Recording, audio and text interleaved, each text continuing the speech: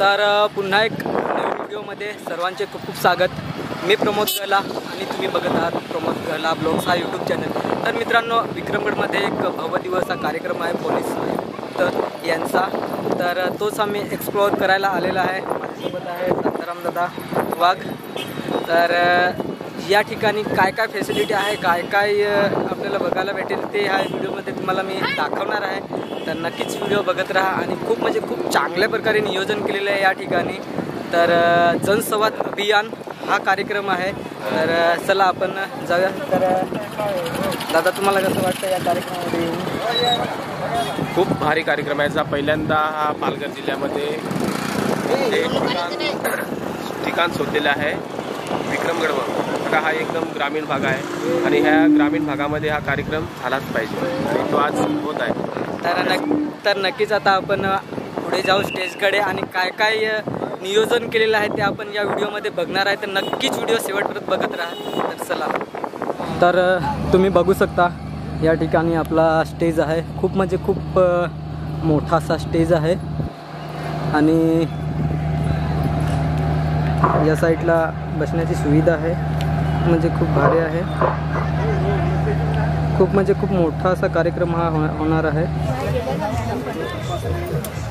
अजून जी काही माणसं आली आपल्या इकडची, आई आहे, काका आहे, मामी, आई, दादा, ती तिकडची रस्त्यावरचीच नावं का इकडे तर खुर्च्या तसेच, तर तुम्ही तिकडेच काय उभं राहून या ना, इकडं तुमच्यासाठी बसायची व्यवस्था आहे। या खुर्च्या तुमच्यासाठी ठेवला, पाण्याची बॉटल आहे ती तुमच्यासाठी आहे खास करून। तुम्ही तिकडची दूषित नांगण्यापेक्षा इथं खुर्चीवर बसून घ्या। घडीवर राहून पूर्ण मांडव भरला का तुम्हाला नागाव नाही मिळत, त्याच्यासाठी हातात जागा घेऊन ठेवा, तुमच्यासाठी खुर्च्या लावलेला। तर मॅडम, हा कोणता स्टॉल आहे? महाराष्ट्र बांधकाम कामगार योजना। तर या ठिकाणी काय काय आपल्याला माहिती भेटेल? या ठिकाणी जेव्हा तुम्ही म्हणजे एखादा वर्कर ज्याने बांधकाम विभागात काम केले, म्हणजे बांधकाम कामगार म्हणून काम केलेलं आहे ना, तर त्याची नोंदणी केली जाते आमच्याकडे। आणि नोंदणी केल्यानंतर त्यांना कार्ड येते एक, त्या कार्डद्वारे म्हणजे कार्ड नंतर मग ते योजनांचा लाभ घेऊ शकतात। त्याच्यामध्ये सामाजिक योजना आहेत, आर्थिक योजना आहेत, शैक्षणिक योजना आहेत आणि आरोग्य योजना आहेत, आरोग्यविषयी। म्हणजे आरोग्यविषयी झालं ना, तर त्या वर्कराची जर पत्नी प्रसूती झाली असेल, म्हणजे कार्ड ते बांधकाम कामगार म्हणजे नोंदणी झाली नंतर जर त्याच्या बायकोची प्रसूती झाली असेल तर मग ते त्याचा क्लेम करू शकतात। आणि जर मुलं शाळेत असतील तर ते मुलांचे पण शैक्षणिक म्हणून करू शकतात क्लेम। आणि कामगाराचा मृत्यू झाल्यास त्याला जो विमा आहे अपंगाचा विमा, तो अपंग काम करताना अपंग झाल्यास त्याला त्याचा लाभ घेऊ शकतो। तो 5 लाखाचा विमा आहे। किंवा जर त्याचं काम नैसर्गिक मृत्यू झाला तर नैसर्गिक मृत्यूचा सुद्धा ते लाभ घेऊ शकतो। किंवा त्याची जी पत्नी आहे कामगाराची, जी विधवा होते, तिला अंत्यविधीसाठी 10,000 रुपये खर्च आहे। त्याच्यानंतर त्यांना 4 वर्ष सतत 25,000चा लाभ मिळतो। Thank you madam. तुम्ही बघू शकता या ठिकाणी कृषी विभागाचा स्टॉल लावलेला आहे आणि काही शेतकरी या ठिकाणी माहिती घेत आहेत। काय आपल्याला माहिती भेटते ही माहिती घेत आहे, तर नक्कीच आपण त्यांना विचारू आपल्याला काय माहिती भेटेल या ठिकाणी।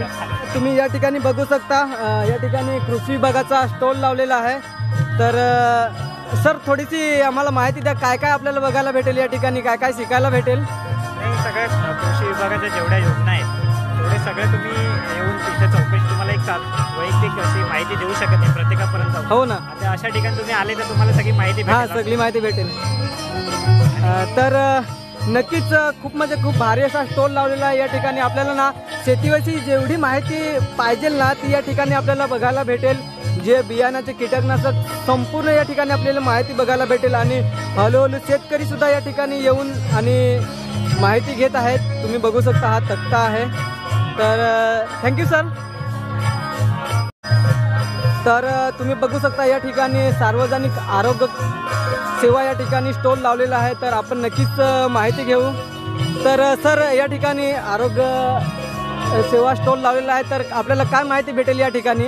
आम्ही या ठिकाणी जनजागृतीसाठी, जसा की हा जनसंवाद आहे, त्या पद्धतीने आम्ही जनजागृतीसाठी हे आरोग्यविषयक ज्या काही बाबी आहेत त्या आरोग्यविषयक बाबीसाठी आपण हा स्टॉल लावलेला आहे. इथे आरोग्याचा जर विषय म्हटला तर वेगवेगळ्या प्रकारचे आजार, वेगवेगळ्या प्रकारचे सांसर्गिक आणि असंसर्गिक आजार घडत असतात. त्याच्यामध्ये कुष्ठरोग आहे प्रामुख्याने, की न दुखणारे न खाजणारे जे बंधीर तथ्य असतात त्या बंधीर तथ्यावरती आपण कुष्ठरोगावरती उपचार पद्धती विकृती आल्यानंतर त्यांना चपला वगैरे देणं.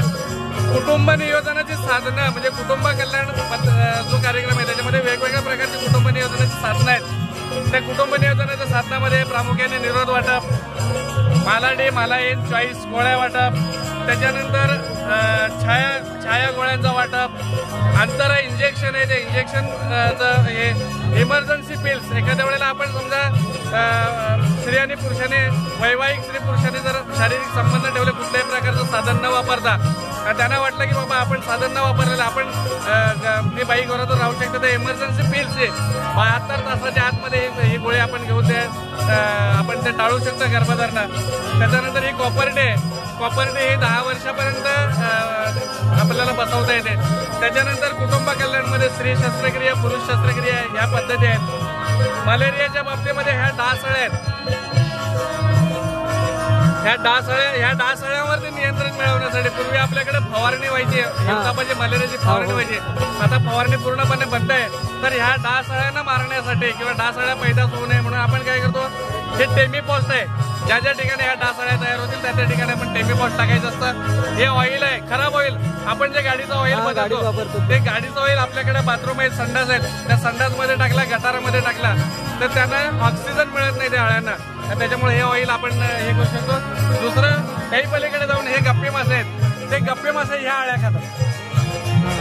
गप्पे मासे जे आहेत ते गप्पे मासे फक्त ह्या अळ्या खातात, डासांच्या अळ्या खातात. आणि त्याच्या पलीकडे जाऊन आपण काही रक्त तपासणी करून हिवतापाचा मलेरियाचे रुग्ण निघाले, डेंग्यूचे रुग्ण निघाले तर आपल्याकडे ही सगळे पूर्णपणे उपचार पद्धती आहे. त्याच्यावरती जे गोळ्या आहेत त्याच्यावरती औषध उपचार पद्धती आहे. तर अशा पद्धतीने ही पूर्ण आमची टीम सगळी आहे की त्या हे करतात. एमर्जन्सी आपल्याला सार्वजनिक आरोग्याच्या दृष्टीने एमर्जन्सी काही महत्वाचे फोन नंबर पाहिजे असतील, हवे असतील तर हे सगळे फोन नंबर आहेत. आपण त्याच्यावर आपण ही माहिती घेऊ शकतो. तर थँक्यू सर, आम्हाला भरपूर अशी माहिती भेटली. तुमचा खूप खूप आभारी आहे. धन्यवाद. मी आपल्या सगळ्या टीमला ओळखतो. तर या ठिकाणी प्रधानमंत्री सूर्यघर मोफत वीज योजना स्टॉल लावलेला आहे. तर आपण सरांकडून थोडीशी माहिती घेऊ. तर सर थोडीशी माहिती द्या.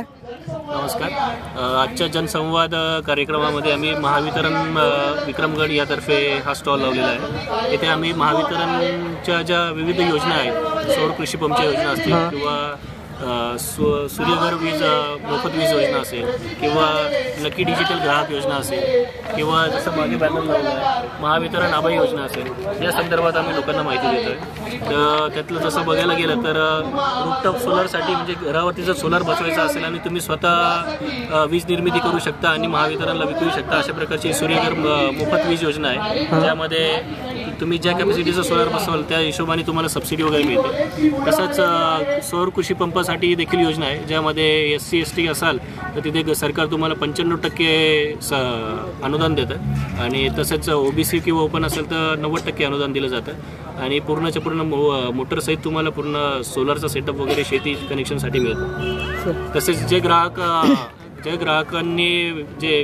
कॅश काउंटरला जाऊन किंवा कॅशमध्ये बिल भरतात त्या लोकांनी जर सलग 3 महिने जर ऑनलाईन वीज बिल तर त्यांच्यासाठी महावितरणतर्फे लकी ड्रॉद्वारे त्यांना मोफत मोबाईल, स्मार्टफोन मोबाईल किंवा स्मार्ट वॉच हे बक्षिसं दिले जाणार आहेत. ते बक्षिसं प्रत्येक तालुक्यात वेगवेगळ्या हिशोबाने प्रत्येक तालुक्यात वेगवेगळे